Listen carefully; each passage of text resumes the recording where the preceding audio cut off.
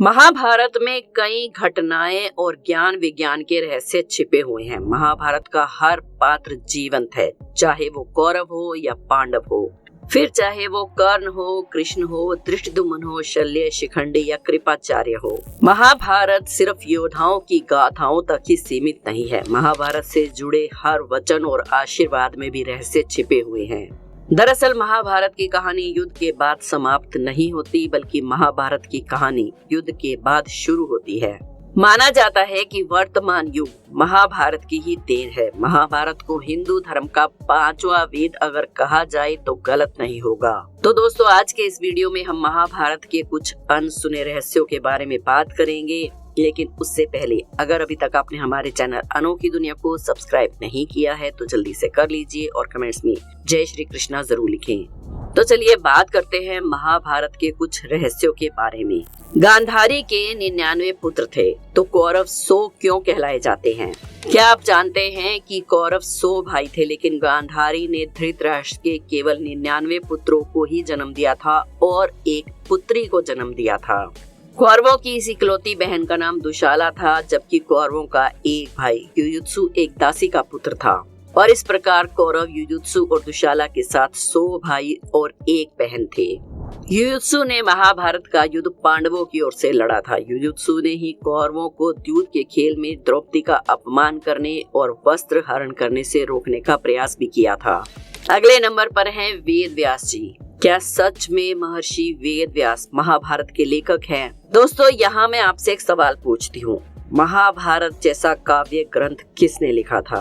मुझे पता है आपका जवाब होगा महर्षि वेद व्यास ने, लेकिन मैं आपको बता दूं कि ये एक अधूरा सच है।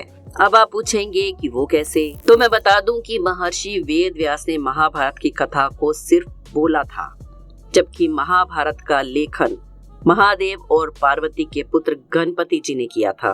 दोस्तों, वेद व्यास कोई नाम नहीं है, बल्कि एक उपाधि है जो वेदों के ज्ञान रखने वाले लोगों को दी जाती थी। कृष्णद्वैपायन 28वें वेद व्यास थे, जिन्होंने महाभारत गणपति जी से लिखवाई थी और उनसे पहले 27 वेद व्यास हो चुके थे।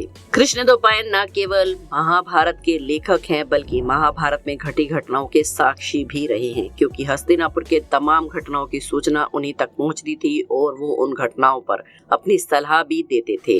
जब भी संघर्ष और संकट की स्थिति होती, माता सत्यवती उनके साथ चर्चा करने के लिए उनके आश्रम पहुंच जाती, या फिर कभी हस्तिनापुर के राजभवन में उन्हें आमंत्रित करती। क्या आपको पता है कि अर्जुन और चित्रांगदा का भी एक पुत्र था? जब अर्जुन इंद्रप्रस्थ की ओर से मैत्री संदेश लेकर मणिपुर गए तो कुछ कारणवश अर्जुन और चित्रांगदा का विवाह हो गया।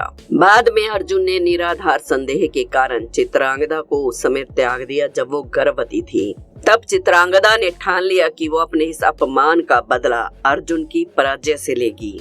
इसके बाद चित्रांगदा ने बब्रुवाहन नाम के पुत्र को जन्म दिया। बब्रुवाहन जब थोड़ा बड़ा हुआ तो वो मणिपुर का राजा बना। उसकी माता ने बब्रुवाहन को ये नहीं बताया कि अर्जुन उसका पिता है। जब युधिष्ठिर ने चक्रवर्ती सम्राट बनने के लिए अश्वमेघ यज्ञ का आयोजन किया और उस अश्व को छोड़ा गया, तो अर्जुन उस अश्व के साथ गए थे। घूमते घूमते जब वो घोड़ा मणिपुर पहुंचा और मणिपुर का राजा उस समय अर्जुन का पुत्र यानी कि बब्रुवाहन था, तो उसने वो घोड़ा पकड़ लिया। लेकिन अर्जुन और बब्रुवाहन एक दूसरे से परिचित नहीं थे। बब्रुवाहन को देखकर अर्जुन ने कहा कि मैं इस समय यज्ञ के घोड़े की रक्षा कर रहा हूँ और वो घोड़ा इस समय तुम्हारे राज्य में आया है, इसलिए तुम्हें मुझसे युद्ध करना होगा। जिसके कारण बब्रुवाहन और अर्जुन के बीच भयंकर युद्ध होता है और अर्जुन वो युद्ध हार गए। बब्रुवाहन ने अर्जुन का सिर धड़ से अलग कर दिया और जब बब्रुवाहन को अपनी माता से पता चला कि अर्जुन उसके पिता है, तो उसे आत्म घृणा का अनुभव हुआ। फिर वो अर्जुन को जगाता है जो मृत के समान पड़े थे। बाद में श्री कृष्ण की कृपा से अर्जुन उठकर खड़े हो गए और वो युधिष्ठिर के अश्वमेघ यज्ञ में अपनी दोनों माताओं चित्रांगदा और उलूपी के साथ शामिल हुए। अब आपको बताते हैं कि अश्वत्थामा के इतने सालों तक जिंदा रहने के पीछे असली वजह क्या है। दोस्तों, इसके पीछे एक बहुत ही बड़ी वजह है। बहुत से लोगों को लगता है कि अश्वत्थामा को अभी भी जीवित मानना एक अंधविश्वास है, क्योंकि अगर कोई व्यक्ति 5000 साल पहले पैदा हुआ था तो वो आज तक जिंदा कैसे रह सकता है। लेकिन इस तरह के तर्क वही व्यक्ति करता है जिसे ईश्वर पर या उसकी वाणी पर विश्वास ना हो। अश्वत्थामा के आज तक जीवित रहने का रहस्य ये है कि कृष्ण भगवान ने उन्हें महाभारत के युद्ध में युगों तक भटकने का श्राप दिया था, और अश्वत्थामा के जीवित रहने का उद्देश्य ये है कि जब कलयुग का अंत करने के लिए भगवान कल्कि अवतार लेकर आएंगे तो अश्वत्थामा धर्म की स्थापना में उनका साथ देंगे। अश्वत्थामा युगों से भगवान कल्कि की प्रतीक्षा कर रहे हैं। अश्वत्थामा के अलावा 6 महापुरुष और हैं जो कलयुग के अंत में धर्म की स्थापना में भगवान कल्कि का साथ देंगे, अर्थात वे इस कलयुग में सतयुग, त्रेता युग, द्वापर युग से अब तक जीवित हैं और वे सभी 8 सिद्धियों और दैवीय शक्तियों से संपन्न हैं। लेकिन ये महान दिव्य पुरुष किसी नियम या वचन से बंधे हैं और हम मनुष्यों की तरह वे आज तक कलयुग में रह रहे हैं। भगवान विष्णु के कल्कि अवतार द्वारा मोक्ष प्राप्त करने की प्रतीक्षा कर रहे हैं। आइए अब आपको बताते हैं कि महाभारत के समय में भी परमाणु बम हुआ करते थे। जी हाँ, आपने सही सुना, महाभारत के समय में भी हुआ करते थे परमाणु बम, लेकिन तब शायद उन्हें ब्रह्मास्त्र के नाम से जाना जाता था। जब मोहनजोदाड़ो की खुदाई की गई तो उसमें कुछ कंकाल मिले थे जिनमें विकर्ण का प्रभाव था। अब सवाल ये उठता है कि क्या ब्रह्मास्त्र जो उस समय इतना विस्फोटक था वही परमाणु बम था या नहीं, क्योंकि पुराणों में ऐसे प्रमाण मिलते हैं कि जब भी ब्रह्मास्त्र का प्रयोग किया जाता था पूरे ब्रह्मांड में एक तेज गर्जना सुनाई देती थी। हजारों उल्का पिंड आकाश से गिरने लगते थे, आकाश जल उठता था, ऐसा लगता था कि पृथ्वी पर भयानक भूकंप आया है और हवा तेज गति से बहने लगती थी। सोचिए कि आज के आधुनिक युग से महाभारत काल का समय कितना एडवांस था। दोस्तों, क्या आपने कभी पंचजन्य शंख का नाम सुना है? श्री कृष्ण के शंख का नाम है पंचजन्य शंख। ये एक अत्यंत दुर्लभ शंख है जिसकी उत्पत्ति समुद्र मंथन के दौरान हुई थी। महाभारत के युद्ध में श्री कृष्ण अपने पांचजन्य शंख से पांडव सेना में जोश भर देते थे और इससे कौरवों की सेना में भय पैदा हो जाता था। इसलिए इस शंख को विजय और यश का प्रतीक माना जाता है। कहा जाता है कि पंचजन्य शंख आज भी मौजूद है।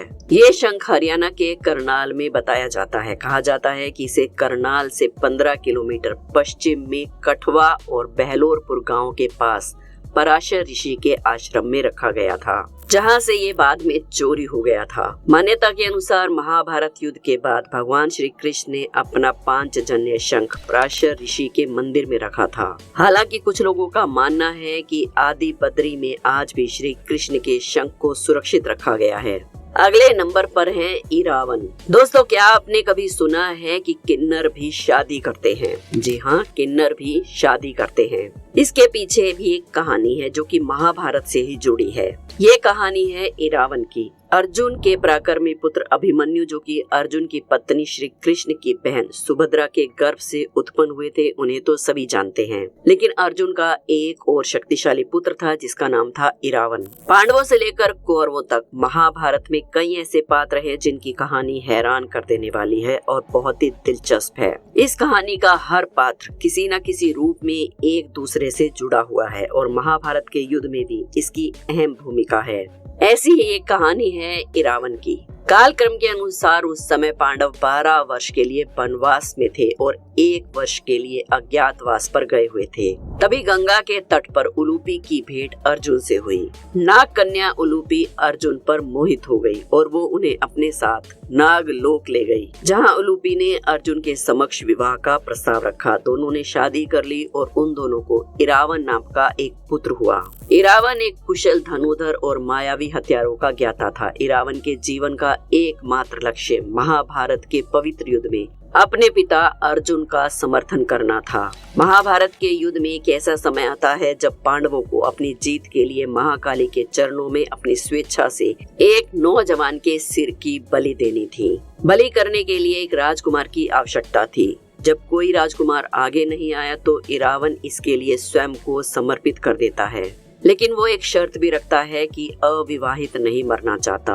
अब संकट पैदा होता है कि अगर उसकी शादी किसी राजा की बेटी या आम महिला से होती है तो कोई भी पिता अपनी बेटी की शादी उसके साथ नहीं करना चाहेगा, क्योंकि वो मरने वाला था। तब भगवान श्री कृष्ण स्वयं मोहिनी का रूप धारण करके इरावन से विवाह करते हैं। इसके बाद इरावन अपने हाथों से अपना सिर काट के महाबली के चरणों में अर्पित कर देता है। इरावन की मृत्यु के बाद भगवान श्री कृष्ण उसी मोहिनी रूप में एक विधवा महिला की तरह कुछ समय के लिए उसकी मृत्यु का शोक मनाते हैं। जब महाकाली प्रसन्न होकर पांडवों को विजयश्री का आशीर्वाद देती है और माँ काली इरावन की भक्ति को देखकर उन्हें फिर से जीवित कर देती है। लेकिन बाद में इरावन महाभारत के युद्ध में शहीद हो जाते हैं। अगर आप जानना चाहते हैं कि किन्नर किससे विवाह करते हैं और वो क्यों इस तरह से विधवा का रूप बनाकर कई दिनों तक शोक मनाते हैं, तो इसके लिए हमारे चैनल पर एक वीडियो मौजूद है, आप जाकर वो देख सकते हैं। इरावन ने कुरुक्षेत्र के महाभारत के युद्ध में शकुनी के 6 भाइयों को मार डाला था और अन्य योद्धाओं को भी हराया था। 8वें दिन की लड़ाई में इरावन को अलम्बुश नामक के एक राक्षस ने मार दिया था। दक्षिण भारत में आज भी इरावन की पूजा की जाती है। दोस्तों, हम जानते हैं कि आज तक धरती पर अपने शरीर के साथ कोई भी स्वर्ग में नहीं गया है, लेकिन जैसा कि हमने आपसे वादा किया था, वीडियो में बहुत सारे रहस्यों के बारे में बताएंगे। इसलिए आज आपको बताते हैं कि वो कौन थे जो अपने शरीर के साथ ही स्वर्ग गए थे। 5 तत्वों से बने इस शरीर को मृत्यु के बाद हर इंसान को छोड़ना ही पड़ता है, लेकिन पांडु पुत्र युधिष्ठिर इसमें एकमात्र अपवाद है। भले ही युधिष्ठिर यमराज का हिस्सा थे और उन्होंने अपना पूरा जीवन धर्म पथ पर ही निभाया था, लेकिन वे शारीरिक रूप से स्वर्ग पहुँचे थे, क्योंकि इसके पीछे एक रहस्य है। दरअसल यमराज को किसी श्राप के कारण धरती पर जन्म लेना पड़ा था और वो कोई और नहीं बल्कि विदुर थे। और इसलिए जब विदुर ने अपने प्राण त्याग दिए तब उनकी आत्मा युधिष्ठिर के शरीर में शामिल हो गई, क्योंकि युधिष्ठिर धर्मराज के ही अंग थे और यमराज स्वयं धर्मराज हैं। यही कारण है कि युधिष्ठिर अपने शरीर के साथ स्वर्ग में प्रवेश करने में सक्षम थे, क्योंकि यमराज स्वयं उनके साथ थे। युधिष्ठिर कुछ ही दूर चले थे कि उन्हें स्वर्ग ले जाने के लिए स्वयं देवराज इंद्र अपना रथ लेकर आ गए। युधिष्ठिर ने उनसे कहा कि मेरे भाई और द्रौपदी मार्ग में ही गिरे पड़े हैं, वो भी हमारे साथ स्वर्ग चले, ऐसी व्यवस्था की जाए। तब इंद्र ने कहा कि वे सभी शरीर त्याग कर पहले ही स्वर्ग पहुंच चुके हैं, लेकिन आप सशरीर स्वर्ग जाएंगे। इस तरह युधिष्ठिर अपने शरीर के साथ ही स्वर्ग गए थे। दोस्तों, उम्मीद करते हैं कि आज की वीडियो आपको पसंद आई होगी और कुछ नया जानने को भी मिला होगा। वीडियो पसंद आई हो तो एक लाइक जरूर करें। हमारे चैनल अनोखी दुनिया को सब्सक्राइब करके बेल आइकन को जरूर प्रेस कर लें और कमेंट्स में जय श्री कृष्णा जरूर लिखें।